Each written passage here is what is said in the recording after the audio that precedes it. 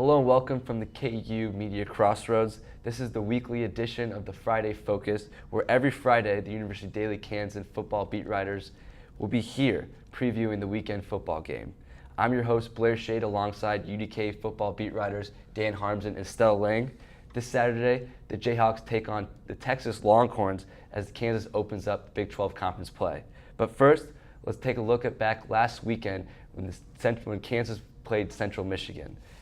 Kansas won 24-10 on two fourth quarter scores. Guys, what was one takeaway from the game? Yeah, the way they finished. Tied 10-10 going into the fourth quarter. You had a little worries about how that game would end because given the track record this year against SEMO, didn't end the game that well. And then Duke, you had moments where you thought that KU might not even win another game the rest of the year. So just very encouraging by the way that the Kansas finished the game on Saturday. Stella?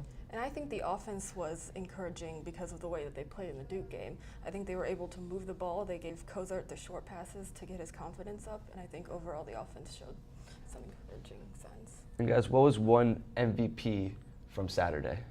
I'd say the wide receiver core as a whole was really encouraging. Drop passes were such an issue last year, but also their ability to block and open things right out the gate with Tony Pearson going 74 yards. There's excellent blocking on the edge, and they're going to need that against some Big 12 caliber teams coming up. So I was encouraged with the wide receivers.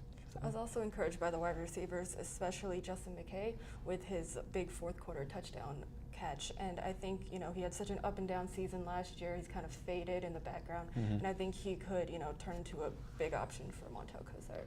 Okay, moving on to the Texas team. Texas is 2-1 with losses against BYU and UCLA. Dan, how does this Texas team compare to the Central Michigan team Kansas faced last week? Oh, they compare very well. And Charlie Weiss talked about the physicality that this game's going to require.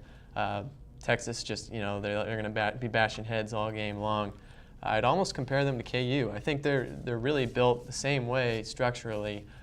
You got a quarterback who's coming in as a sophomore and for both teams, and they talked about how Swopes is a big guy. He might be a little bit bigger than Cozart, but he likes to throw on the run, which I think Cozart likes to do as well. He feels more comfortable when he's rolling out of the pocket. But defensively, that's where the strengths of each team lies. Starting with the defensive backs, Quandre Diggs is a really nice player on the outside, and then Malcolm Brown, Charlie Weiss said that he's one of the best players he's seen this year. And Stella, how important is this game for Kansas? Well, just from a historical standpoint, Blair, KU has not beaten Texas since 1938. Since Texas joined the Big 12, KU has had no wins against them. And I think that it's been 76 years, and it might be time, for a victory there, Blair. But just also from this season, I think that coming in, Texas is not as strong as some Texas teams of the past have been, and I think that coming out with a win for KU would be huge. So some news from the Texas side. Texas coach Charlie Strong dismissed both of his offensive tackles due to team violations, and center Danny Espinoza has suffered a season-ending ankle injury against BYU. So Stella, how does this KU defensive line take advantage of the Texas weekend offensive line? Well, I think last week that KU really came out and went after the quarterback. In the first few games, they only had one sack, and last week they had 3. So I think with the weekend offensive line, that the defensive line will go after the quarterback and really, like Dan said, bash heads there also. And KU is missing 2 offensive linemen as well. Right guard Mike Smithberg and left tackle Damian Martin will likely miss their second straight game due to illnesses. Dan, can Kansas have trouble withstanding Malcolm Brown and the Texas defensive line? Oh, they certainly can. Yeah, there's no doubt about it. Texas is averaging almost 5 sacks a game, and I think they're going to get well above that, maybe 6 or 7 against Cozart, because the offensive line has had its issues, and Cozart has some indecision. I'm kind of hoping that he'd take the ball down and run it a few times, but he's pretty hesitant. He feels more comfortable throwing the ball first. But yeah, I think that's where the game's going to be won, is on the defensive line of the football. Okay, moving on to the KU offensive court. Last weekend, Justin McKay and Corey Avery both had receiving touchdowns. On the other hand, Texas has allowed just 140 yards average through the air this season. Who will win the offensive battle through the air? You can take it if you want.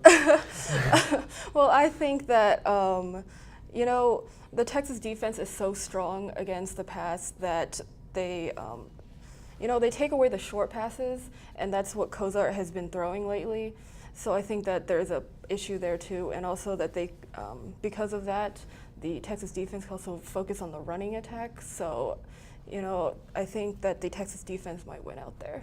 Stella makes a good point. A lot of those completions that Kozart had, I mean, you look on paper and it's 60 yards to McKay and 30 to Avery. Yeah. So on paper you're thinking, wow, Kozart's throwing the ball pretty well, but really those were some short routes. And like I said earlier, I mean, he hasn't really shown the ability to complete the deep ball. He had that long Hail Mary pass that went out of bounds, and I mean, things have been kind of tough when Kansas tries to stretch the field. Texas, on the other hand, Swopes, he's completed about 67% of his passes. And I got to talk to Westcott Eberts of Burn Orange Nation.